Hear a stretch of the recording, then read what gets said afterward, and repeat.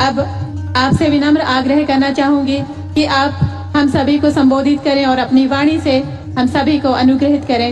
माननीय प्रधानमंत्री श्री नरेंद्र मोदी जी के लिए जोरदार तालियां।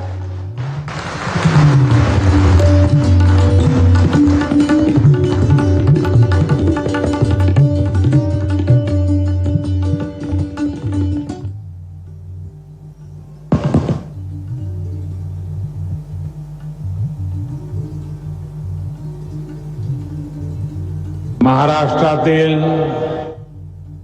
माझ्या बंधू भगिनींना जय श्री कृष्ण।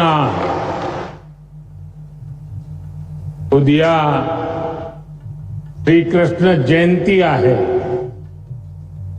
मी तुम्हाला आजच शुभेच्छा देतो।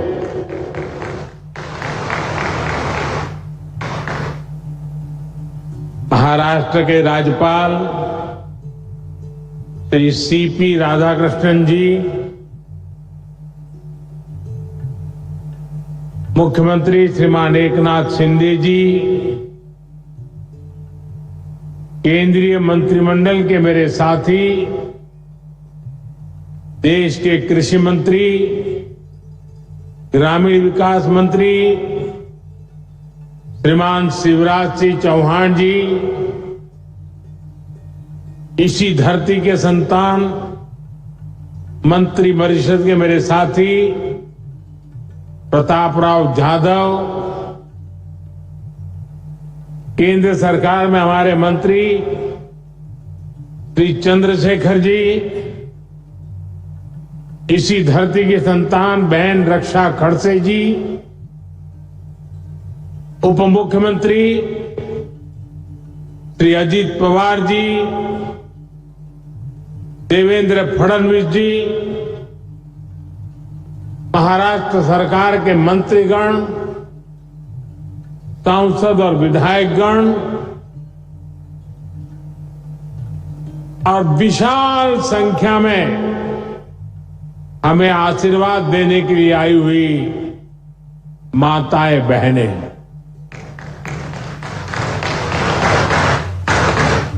दूर दूर मेरी जहां भी नजर पहुंच रही है, ऐसा लग रहा है माताओं का महासागर उमड़ पड़ा है।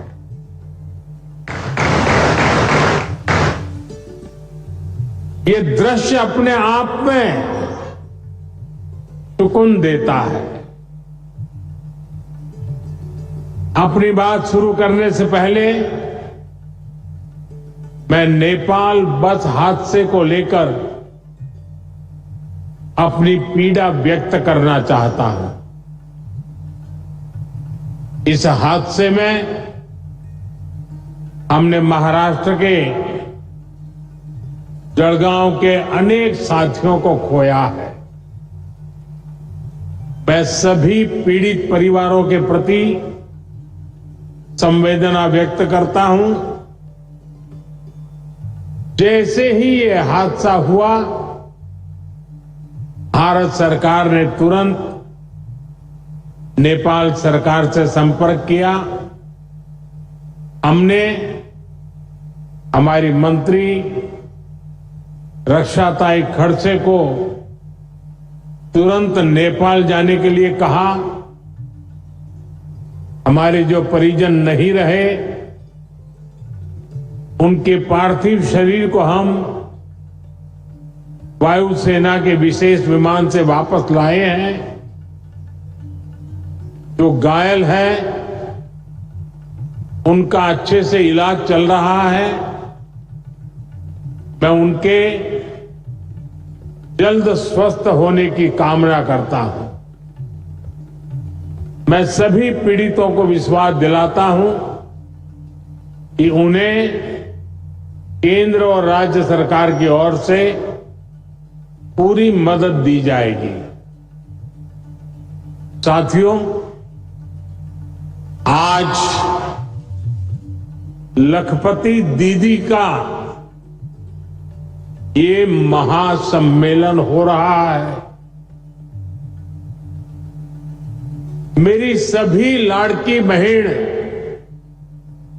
यहां बड़ी संख्या में उपस्थित है। आज यहां से देश भर के लाखों सखी मंडलों के लिए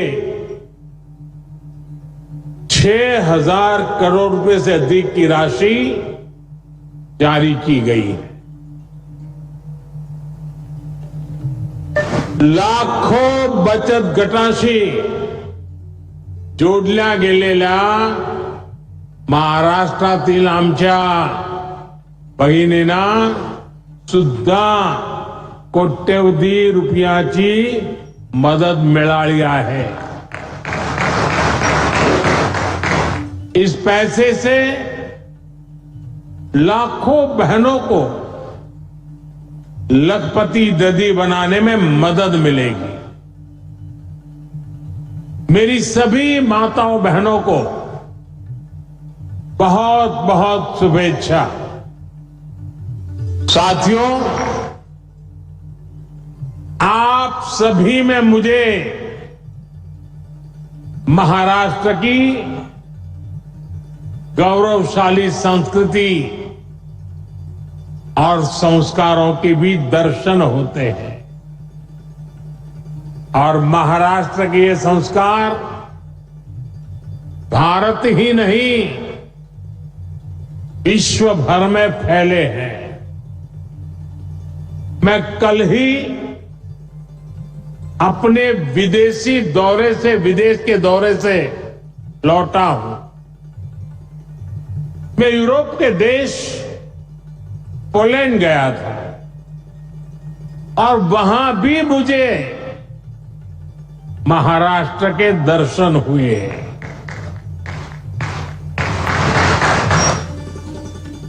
महाराष्ट्र की संस्कृति, यहां के संस्कारों के दर्शन हुए। पोलैंड के लोग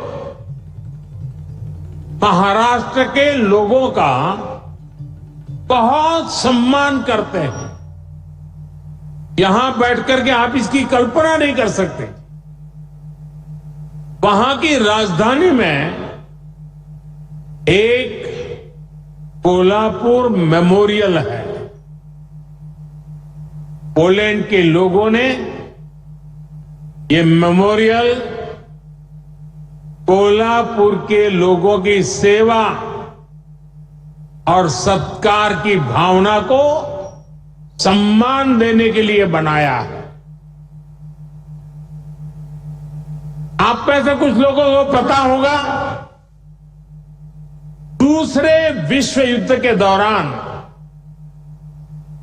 पोलैंड की हजारों माताओं और बच्चों को कोल्हापुर के राज परिवार ने शरण दी थी। छत्रपति शिवाजी महाराज के संस्कारों के अनुरूप राज परिवार ने, सामान्य लोगों ने शरणार्थियों की सेवा की। जब वहां मैं महाराष्ट्र के लोगों के सेवा भाव, मानवता प्रेम की प्रशंसा सुन रहा था तो मेरा माथा गर्व से ऊंचा हो रहा था। हमें ऐसे ही महाराष्ट्र का विकास करके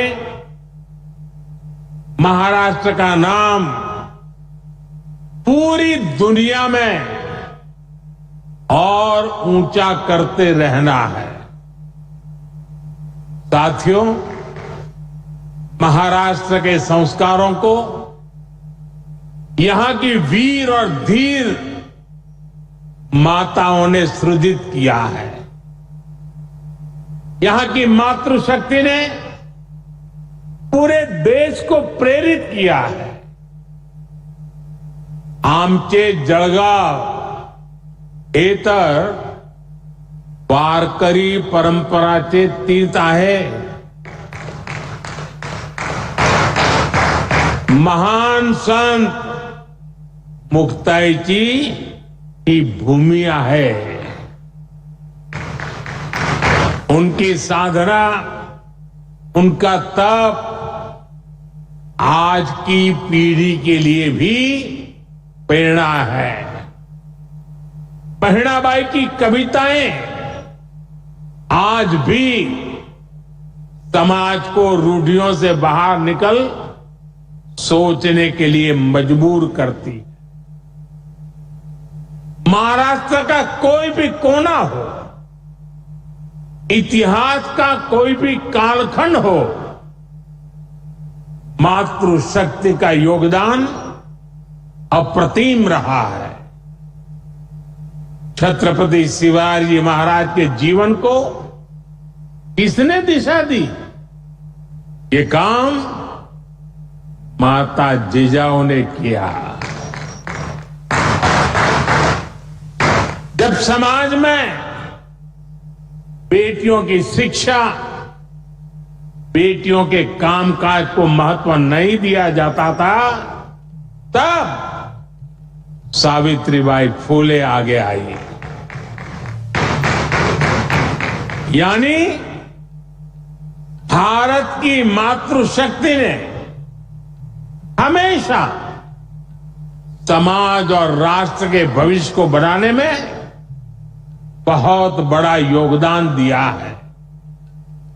और आज जब हमारा देश विकसित बनने के लिए मेहनत कर रहा है, तो फिर से हमारी मातृशक्ति आगे आ रही है। मैं अपने सामने देख रहा हूं, महाराष्ट्र की आप सभी बहनें कितना अच्छा काम कर रही है। तुमच्या सगळ्यामध्ये मी राजमाता जिजाऊ आणि सावित्रीबाई फुलेची छाप पाहतो। साथियों, जब मैं लोकसभा चुनाव के दौरान आपके बीच आया था, तब मैंने कहा था कि हमें 3 करोड़ बहनों को लखपति दीदी बनाना है। यानी 3 करोड़ ऐसी बहनें और जो सेल्फ हेल्प ग्रुप में काम करती है, जिनकी 1 साल की कमाई 1 लाख रुपए से अधिक होगी। बीते 10 वर्षों में 1 करोड़ लखपति दीदी बनी और बीते 2 महीने में, सिर्फ 2 महीने में 11 लाख और लखपति दीदी उसमें जुड़ गई, नई बन गई। यात सुद्धा 1 लाख नवीन लखपती दीदी या आपल्या महाराष्ट्रात तयार झाल्या आहेत। इसमें यहां की महायुति की सरकार ने भी बहुत मेहनत की है। एकनाथ जी, देवेंद्र जी और अजीत दादा की पूरी टीम माताओं बहनों को सशक्त करने में जुटी हुई।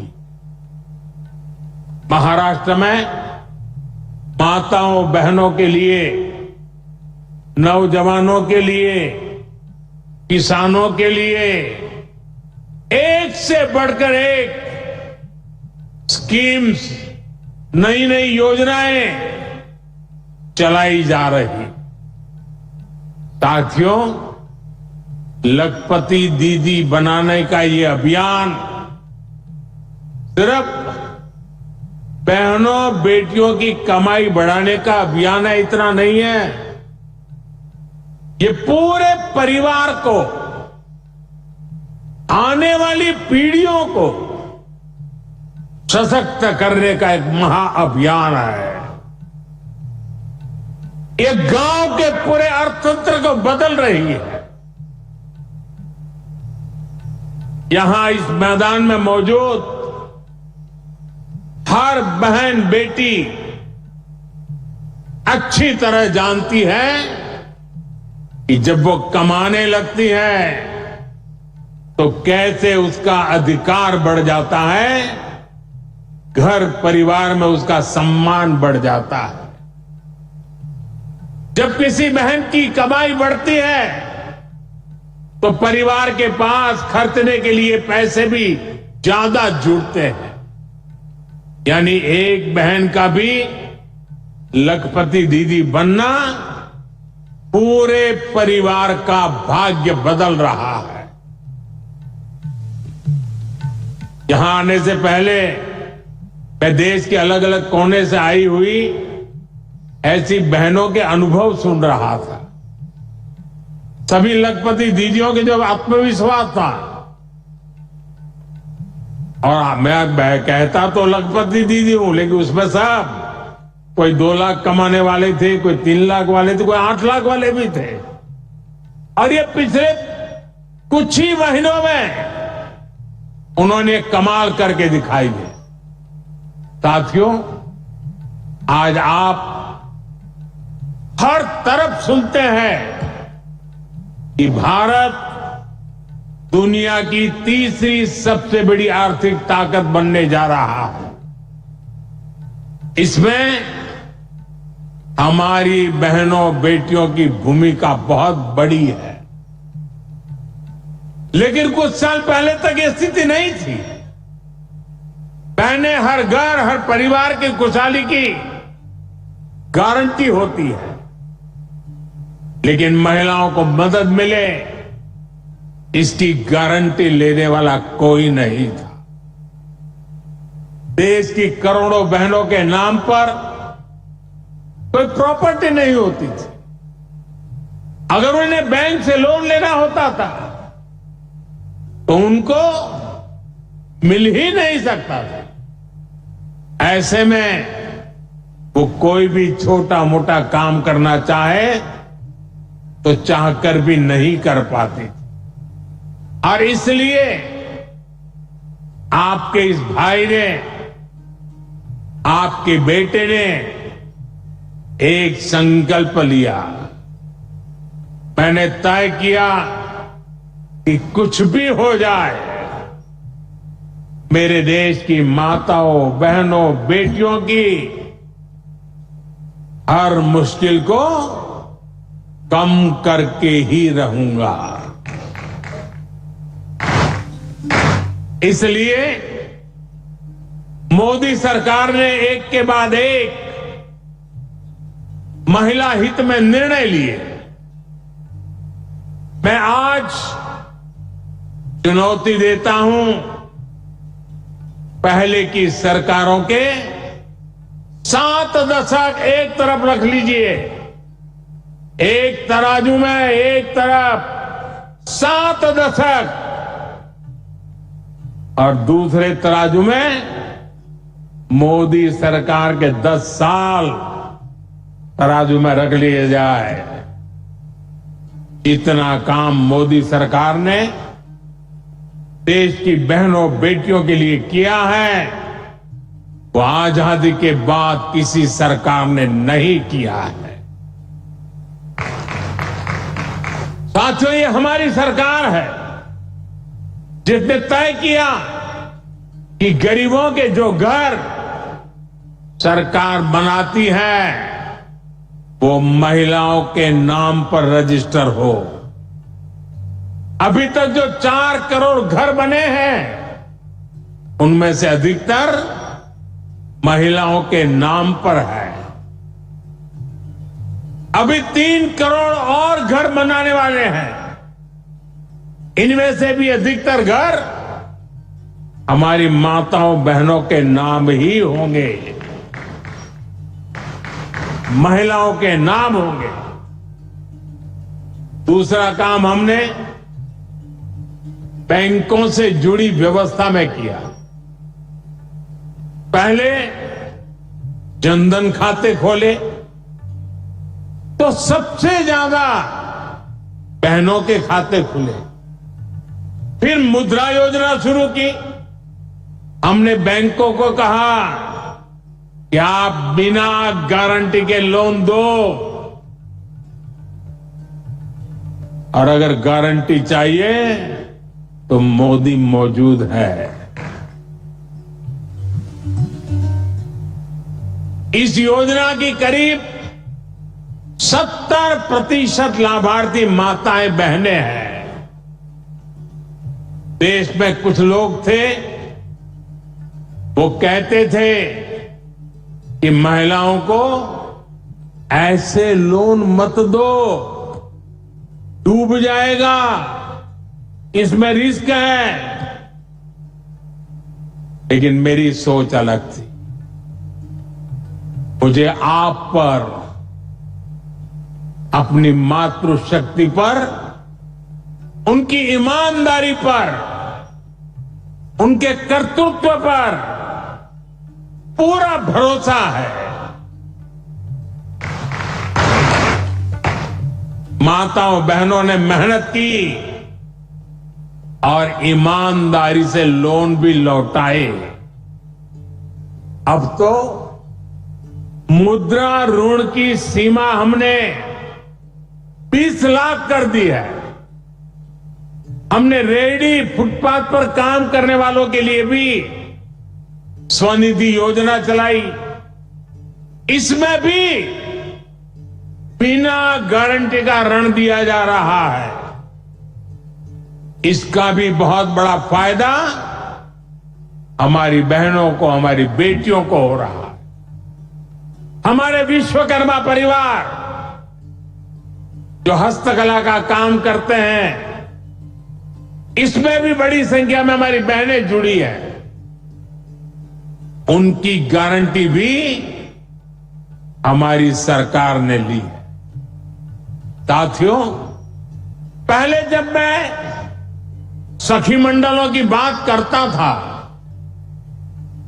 महिला सेल्फ हेल्प ग्रुप की बात करता था, तो बहुत कम लोग थे जो ये देख पाते थे कि इसका महत्व क्या है। आज देखिए, ये भारत के अर्थतंत्र की एक बहुत बड़ी शक्ति बनती जा रही है। गांव गांव में, दूर सुदूर आदिवासी क्षेत्रों में सखी मंडलों से जो परिवर्तन आ रहे हैं, वो सबके सामने है। 10 साल में यह आंकड़ा भी बहुत बड़ा है। 10 साल में 10 करोड़ बहनें इस अभियान से जुड़ चुकी हैं। और हमने इनको भी बैंकों से जोड़ा है।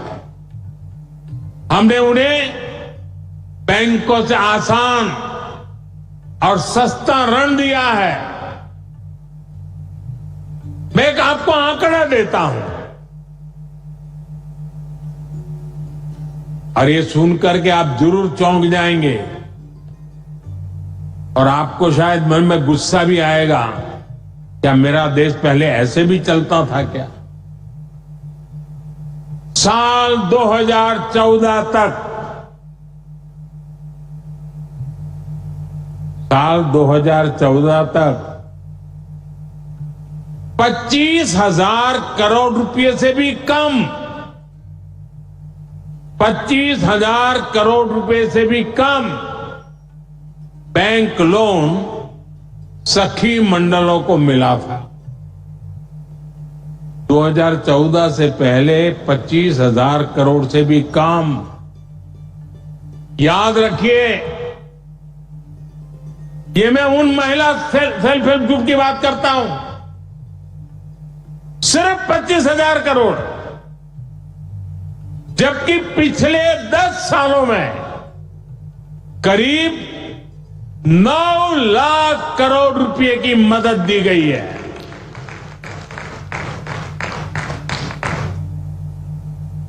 कहां 25,000 करोड़ और कहां 9 लाख करोड़।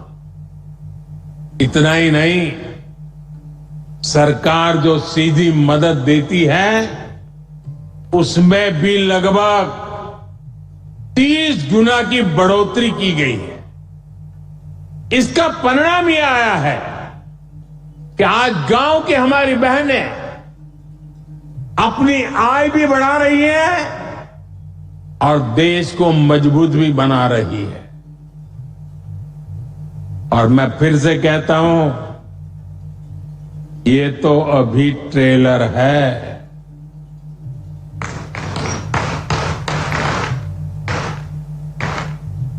अब हम बहनों बेटियों की भूमिका का और विस्तार कर रहे हैं। आज 1.25 लाख से अधिक बैंक सखियां गांव-गांव बैंकिंग सेवाएं दे रही है।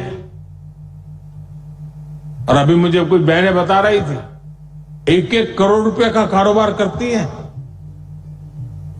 अब हम बहनों को ड्रोन पायलट बना रहे हैं। हम बहनों के समूहों को लाखों रुपए का ड्रोन दे रहे हैं ताकि वे ड्रोन से आधुनिक खेती करने में किसानों की मदद कर पाए। हम 2 लाख पशु सखियों को भी ट्रेन कर रहे हैं ताकि वे पशुपालकों को मदद कर सके। यही नहीं, आधुनिक खेती के लिए, प्राकृतिक खेती के लिए भी हम नारी शक्ति को ही नेतृत्व दे रहे हैं। इसके लिए हमने कृषि सखी कार्यक्रम शुरू किया है।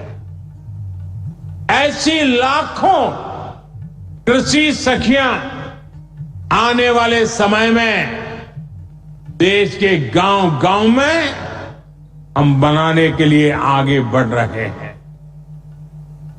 इन सभी अभियानों से बेटियों को रोजगार भी मिलेगा, उनका आत्मविश्वास भी बढ़ेगा और बेटियों के सामर्थ्य को लेकर समाज में भी एक नई सोच का निर्माण होगा। साथियों, अभी पिछले महीने ही देश का एक बजट आया है। इसमें माताओं, बहनों, बेटियों से जुड़ी योजनाओं के लिए 3 लाख करोड़ रुपए रखे गए हैं। बेटियां ज्यादा संख्या में नौकरी करें, इसके लिए दफ्तरों में, फैक्ट्रियों में उनके लिए विशेष सुविधाएं बनाने की घोषणा की गई है। रहने के लिए वर्किंग विमेन हॉस्टल की सुविधा हो, बच्चों के लिए क्रेच की सुविधा हो, इसके लिए केंद्र सरकार काम कर रही है।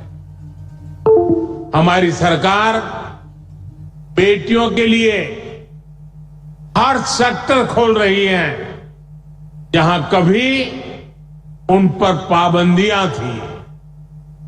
आज तीनों सेनाओं में महिला अफसर तैनात हो रही है, फाइटर पायलट तैनात हो रही है, सैनिक स्कूलों में, सैन्य अकादमियों में बेटियों को दाखिला मिल रहा है।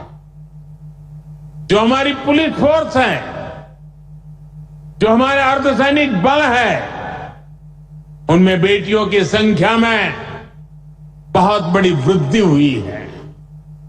गांव में कृषि और डेयरी सेक्टर से लेकर स्टार्टअप क्रांति तक आज बड़ी संख्या में बेटियां बिजनेस मैनेज कर रही हैं। राजनीति में भी बेटियों की भागीदारी बढ़े, इसके लिए हमने नारी शक्ति वंदन कानून बनाया है।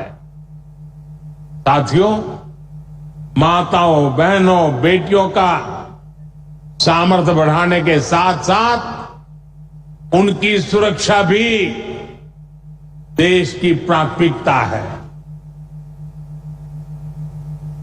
मैंने लाल किले से भी बार बार इस विषय को उठाया है।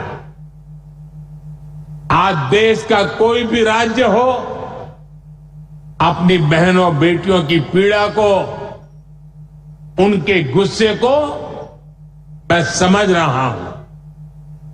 मैं एक बार फिर देश के हर राजनीतिक दल से कहूंगा, हर राज्य सरकार से कहूंगा कि महिलाओं के खिलाफ अपराध अक्षम्य पाप है। दोषी कोई भी हो, वो बचना नहीं चाहिए। उसको किसी भी रूप में मदद करने वाले बचने नहीं चाहिए। अस्पताल हो, स्कूल हो, दफ्तर हो या फिर पुलिस व्यवस्था, जिस भी स्तर पर लापरवाही होती है, सबका हिसाब होना चाहिए। ऊपर से नीचे तक मैसेज एकदम साफ जाना चाहिए। ये पाप अक्षम्य है। अरे सरकारें आती रहेगी, जाती रहेगी, लेकिन जीवन की रक्षा और नारी गरिमा की रक्षा इस समाज के रूप में भी और सरकार के रूप में भी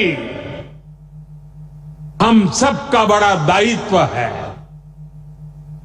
साथियों, महिलाओं पर अत्याचार करने वालों को कड़ी से कड़ी सजा देने के लिए हमारी सरकार कानूनों को भी लगातार सख्त कर रही है।